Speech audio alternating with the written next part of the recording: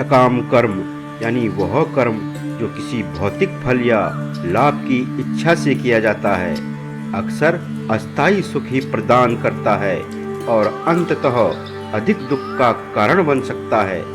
जब व्यक्ति सांसारिक सुखों की चाह में फंसा रहता है तो उसकी तुलना दूसरों से होने लगती है और जो उससे ज़्यादा सफल या अमीर दिखते हैं उनके प्रति ईर्ष्या या असंतोष की भावना जागृत हो जाती है।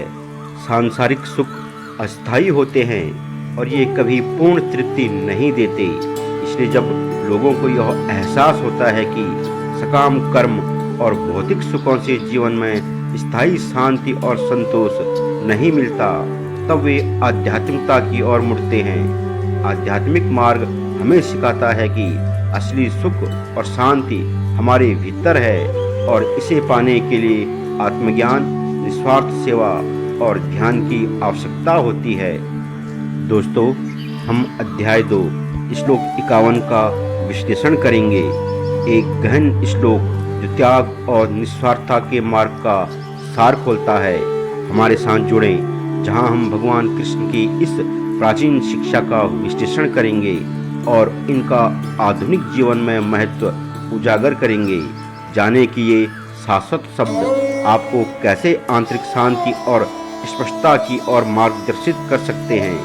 चाहे परिस्थितियां कितनी भी विकट क्यों न हो, चाहे आप ज्ञान के साधक हो या आध्यात्मिकता के प्रति जिज्ञासु, यह वीडियो आपको समझने की दिशा में एक प्रवेश द्वार प्रदान करता है। और हाँ, अधिक ज्ञानवर्धक सामग्री के लिए लाइक, शेयर और सब्सक्राइब करना ना भूलें। कर्मजं बुद्धियुक्ता हि फलं त्यक्त्वा मनीषिणः जन्म बन्ध विनिर्मुक्ता पदं गच्छन्त्यनामयम्। हे अर्जुन, जो लोग सकाम कर्म करके सुख नहीं पा सकते, इससे दुख बढ़ता है, और जो लोग दुखी रहते हैं, लोग भौतिक सुखों में लिप्त रहते हैं और सोचते हैं कि जो लोग उनसे ज़्यादा अमीर हैं वे सुखी होंगे। इस तरह वे सांसारिक सुखों की ओर भागते रहते हैं। जब लोगों को यह पता चलता है कि सकाम कर्मों से सुख नहीं मिलता, तब वे आध्यात्मिक जगत की ओर मुड़ते हैं। भगवान श्री कृष्ण कहते हैं कि कर्म करते समय उसके फल की इच्छा को छोड़ देना चाहिए।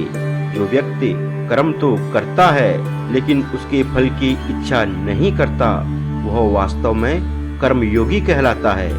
इस स्थिति को समबुद्धि या समतत्व कहा जाता है, जिसका अर्थ है संतुलित और निष्पक्ष बुद्धि।